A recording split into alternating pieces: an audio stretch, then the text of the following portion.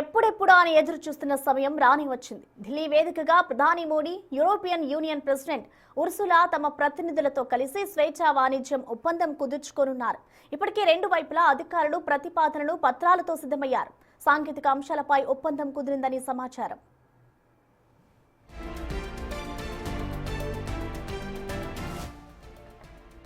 ఖరీదైన కార్ల తయారీకి యూరోప్ ప్రసిద్ధి. ప్రధానంగా బెంజ్, BMW, ఆడి, వోక్స్వాగన్, లాంబోర్గిని వంటి లగ్జరీ బ్రాండ్లకు ఈయూనే కేంద్రం.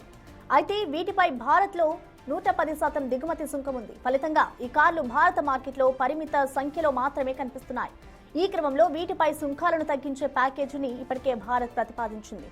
దిగుమతి సుంకాన్ని ఏకంగా 40% తగ్గించేందుకు భారత్ సిద్ధమైంది. ఇది ఒప్పందంలో కీలకంగా భావిస్తున్నారు. ఇది అటు ఈయూలో ఆటోమొబైల్ తయారీదారులకు, ఇటు భారత్లో ఆటో మార్కెట్కు ఊతంగా ఉంటుందని భావిస్తున్నారు.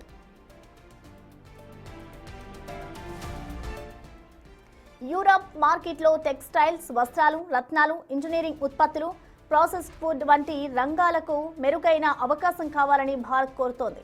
ఇక ఇటీవల EU నిబంధనల మార్పులతో ఈ రంగాల సుంకాలు ప్రయోజనాలు కోల్పోయాయి. ఈ క్రమంలో ప్రస్తుత ఒప్పందం ద్వారా ప్రపంచంలోనే అత్యంత సంపన్న వినియోగ మార్కెట్లో భారత ఉత్పత్తులకు ప్రయోజనం కలగనుంది.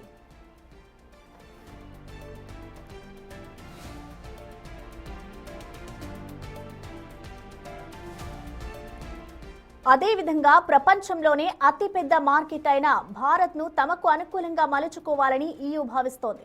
ఇందులో అనేక వ్యూహాత్మక, రాజకీయ కారణాలున్నాయి. చెప్పాలంటే ప్రపంచవ్యాప్తంగా వాణిజ్యం, రాజకీయాలు అనిశ్చితంగా మారుతున్న వేళ సప్లై చైన్ దీర్ఘకాలిక భాగస్వామ్యం కోసం ఇప్పుడు భారత్ కీలకంగా మారింది.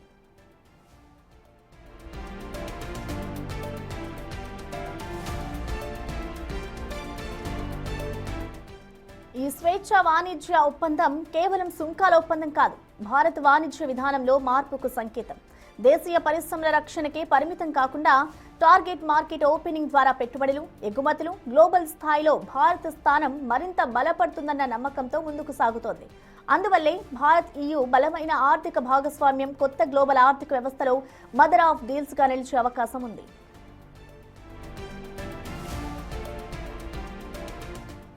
ఇక ఈ డీల్స్ కి సంబంధించిన మరింత సమాచారాన్ని ఢిల్లీ నుంచి మా ప్రతినిధి శివ అందిస్తారు. శివ, ప్రసన్న, ఈరోజు యూరోపియన్ యూనియన్ అలాగే భారత్ మధ్య కీలక ఒప్పందాలపై సంతకాలు జరగనున్నాయి. దీనికి సంబంధించి ఇప్పటికే వాణిజ్య ఒప్పందాలపై అయితే చర్చలు ముగిశాయి. అయితే గతంలో దావోస్ పర్యటనలో భాగంగా ఈ యూరోపియన్ కమిషన్ అధ్యక్షురాలు ఉర్సులా వాన్ డెర్ లెయాన్ కీలక వ్యాఖ్యలు చేశారు. ఇటు భారత్, యూరోపియన్ మధ్య జరిగే ఒప్పందాలన్నీ కూడా మదర్ ఆఫ్ ఆల్ డీల్స్గా, అంటే ఈ డీల్స్ అన్నిటికీ కూడా ఒక తల్లి లాంటిది అనేది ప్రధానంగా ఇరు దేశాల మధ్య జరిగే డీల్స్ను ఉద్దేశించి ఉర్సులా వాన్ డెర్ లెయాన్ తెలియజేశారు. అయితే ఈరోజు ఈ ఒప్పందాలపై సంతకాలు జరుగుతున్న నేపథ్యంలో కీలక ఒప్పందాలు అనేవి ఇరు దేశాల మధ్య జరిగే అవకాశం కనిపిస్తుంది. ఇటు వాణిజ్య సంబంధించి కానీ ఇతర రక్షణ రంగానికి సంబంధించిన ఒప్పందాలు జరిగే అవకాశం ఉంది. ఇక ట్రేడ్ సంబంధించిన ఒప్పందాలు కనుక ఇద్దరి మధ్య ఒప్పందాలు జరిగితే ఇటు టారిఫ్ అనేది తగ్గే అవకాశం ప్రధానంగా కనిపిస్తుంది. ఇటు కార్లపైన వోక్స్వాగన్ కానీ BMW కార్లపైన ఇప్పటికే దిగుమతి సుంకం అనేది భారత్ వద్ద 110 వరకు కూడా టారిఫ్ చెల్లిస్తున్న నేపథ్యంలో అయితే 110 నుంచి 40% వరకు కూడా టారిఫ్ తగ్గే అవకాశం ఉన్నట్లు కూడా భారత్ భావిస్తుంది. దానిలో భాగంగా ఇరు దేశాల మధ్య జరిగే ఈ ఒప్పందాలపై ఈరోజు సంతకాలు జరగనున్నాయి. అంటే ఈరోజు సంతకాలు జరిగినప్పటికీ కూడా ఈ వాణిజ్య ఒప్పందం అనేది అమల్లోకి వచ్చేందుకు దాదాపు 5 నుంచి 6 నెలల సమయం కూడా పట్టొచ్చు అనేది కూడా ప్రధానంగా ఇరు వర్గాలు భావిస్తున్నాయి. దానిలో భాగంగా రాజేష్ అగర్వాల్, భారత వాణిజ్య కార్యదర్శి, కేంద్ర వాణిజ్య కార్యదర్శి రాజేష్ అగర్వాల్ కూడా దీనికి సంబంధించి తెలియజేశారు. అంటే వాణిజ్య ఒప్పందాలపై చర్చలు అయితే విజయవంతంగా ముగిశాయి. దీనిపై సంతకాలు జరగబోతున్నాయి. ఇవన్నీ కూడా ఒప్పందాలన్నిటి కూడా సంతకాలు జరిగినప్పటికీ కూడా చట్టబద్ధంగా ఇవన్నీ కూడా అమల్లోకి వచ్చేటప్పటికి కొంత సమయం పడుతుంది. లీగల్గా కూడా రెండు సంతకాలు జరిగిన తర్వాత ఇరు వర్గాలు కూడా లీగల్గా చర్చలు జరుపుతారు, లీగల్గా నిర్ణయాలు తీసుకుంటారు. అవన్నీ కూడా అమల్లోకి రావడానికి కొంత సమయం పడుతుంది. అంటే దాదాపు ఈ సంవత్సరం ఆఖరు 2026 ఆఖరు లేదా 2027 మొదటి సంవత్సరంలో మొదటి నెలల్లోనే ఇది ఒక అవగాహనకు వచ్చి వీటన్నిటిపై ఒక చర్చలు ముగిసిన తర్వాత మొత్తం అమల్లోకి వచ్చే అవకాశం ప్రధానంగా కల్పిస్తోంది. అంటే ఇటు 3 రోజుల పర్యటనలో భాగంగా ఇటు కమిషన్ అధ్యక్షురాలు కానీ కమిషన్ ప్రెసిడెంట్ కానీ ఇద్దరు కూడా ఆ, ఆ, లియోన్ అలాగే మొత్తం ఇద్దరు అధ్యక్షులు కూడా ఇద్దరు వచ్చిన నేపథ్యంలో ఇటు ముఖ్య అతిథిగా గణతంత్ర దినోత్సవ వేడుకలకు హాజరయ్యారు. ఇక ఈ గణతంత్ర దినోత్సవ వేడుకలలో పాల్గొనడం అనేది నా జీవితానికి తగిన గౌరవంగా నేను భావిస్తున్నాను అనేది ప్రధానంగా ఉర్సులా వ్యాఖ్యలు చేశారు. ఇక ఇరు దేశాల మధ్య ఒకవేళ భారత్ కనుక విజయవంతమైతే ప్రపంచ దేశాలకు సహకారం అందిస్తుంది, మేలు చేస్తుంది అనేది కూడా ఉర్సులా వ్యాఖ్యలు చేశారు. అంటే యూరోపియన్ యూనియన్లో మొత్తం 27 దేశాలు ఉన్నాయి. 27 దేశాల్లో కనుక ఈ ఒప్పందం అనేది యూరోపియన్ యూనియన్తో కుదిరితే దాదాపు 2 బిలియన్ అంటే 200 కోట్ల మార్కెట్, ప్రజలున్న మార్కెట్కు ఇటు భారత్ కూడా భాగస్వామ్యం కాబోతోంది. దాని ద్వారా లాభం చేకూరుతుంది, ఆర్థికంగా కూడా బలోపేతం అవుతుంది అనేది కూడా భారత్ భావిస్తుంది. దానిలో భాగంగా యూరోపియన్ యూనియన్తో ఐరోపా మండలితో ఈరోజు జరిగే చర్చలు కీలక ఒప్పందాలు అనేవి జరగబోతున్నాయి. దీనిలో భాగంగానే ఈ ఒప్పందంపై 2 వైపులా వాణిజ్య మరియు పెట్టుబడులను ప్రోత్సహించే విధంగా కూడా చర్చలు జరిగాయి. ఇక వచ్చే ఏడాది ఎప్పుడైనా ఈ ఒప్పందంపై ఒక అవగాహన కుదిరే అవకాశం ఉంది, అమల్లోకి వచ్చే అవకాశం కూడా ప్రధానంగా కనిపిస్తుంది. అంటే చట్టపరమైన పరిశీలన జరిగే నేపథ్యంలో 5 నుంచి 6 నెలల సమయం అనేది పడుతుంది. ఇక భారత్ విజయవంతమైతే కనుక, వాణిజ్యపరంగా విజయవంతమైతే ప్రపంచానికి మేలు చేస్తుంది అనేది కూడా U E chief Ursula von der Leyen వ్యాఖ్యలు చేశారు. అంటే భారత్తో ఈ ఒప్పందం కుదుర్చుకోవడం చాలా సంతోషంగా ఉంది అనేది కూడా తెలియజేశారు.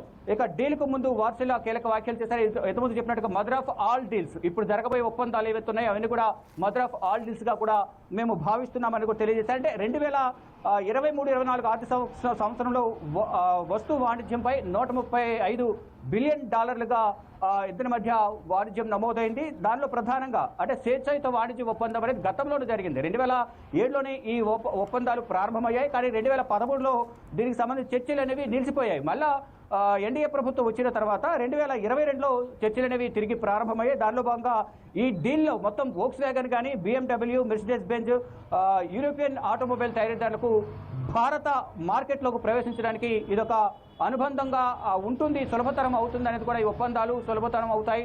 చర్చలు జరగడం ద్వారా ఇటు భారత్కు సంబంధించిన ఎగుమతులు, అటు దిగుమతులను కూడా అటు యూరోపియన్ కంట్రీస్ అని కూడా చేసుకుంటే మొత్తం 27 కంట్రీస్ ఉన్నాయి. యూరోపియన్ యూనియన్లో మొత్తం కంట్రీస్ 27 దేశాలు ఉన్నాయి. ఆ దేశాలను కూడా భారత్కు సంబంధించిన ఉత్పత్తులను కూడా దిగుమతి చేసుకుంటాయి. ఆ దేశాలకు సంబంధించిన దిగుమతులను కూడా భారత్లకు దిగుమతి చేసుకోవడం ద్వారా ఇప్పుడు ఇద్దరి మధ్య ఒప్పందం జరగడం ద్వారా ఇటు అమెరికా నుంచి దిగుమతి చేసుకునే వస్తువులు కూడా కొంత 2 దేశాల మధ్య ఒప్పందం కుదిరితే కనుక అమెరికా నుంచి దిగుమతి చేసిన వస్తువులు కూడా కొంచెం తగ్గించి ఇక్కడి నుంచే మొత్తం దిగుమతి చేసుకునే విధంగా అవకాశం ఉంటుంది. కాబట్టి అంటే ఇప్పటికే భారత్ పైన అమెరికా అధ్యక్షుడు టారిఫ్లు విధిస్తున్నారు. మొదట 20%, తర్వాత 50% టారిఫ్లు విధించారు.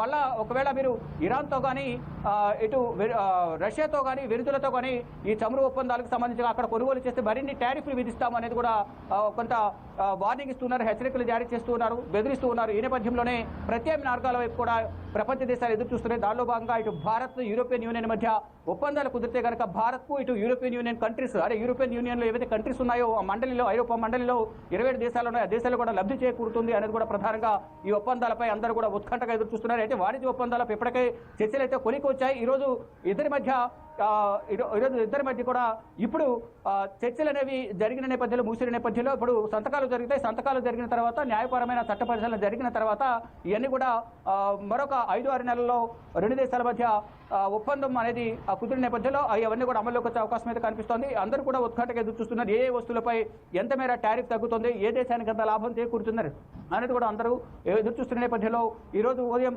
11 గంటల సమయంలో హైదరాబాద్ హౌస్లో, ఢిల్లీ హైదరాబాద్ హౌస్లో ఇటు భారత్ అలాగే యూరోపియన్ సంబంధించిన దేశాధినేతలు పాల్గొని ఎంఓఏల పైన, అంటే ఒప్పందాలు ఇరు దేశాలకు సంబంధించిన చర్చలు ఇప్పటికే ముగిశాయి కాబట్టి వాటిపై ఒప్పందాలపై సంతకాలు సంతకాలు జరిగిన తర్వాత చట్టపరమైన పరిశీలన తర్వాత ఇవన్నీ కూడా 5 నుంచి 6 నెలల్లో అమల్లోకి వచ్చే అవకాశం అయితే ప్రధానంగా కనిపిస్తూ ఉంది. Prasanna. Okay, thank you Shiva.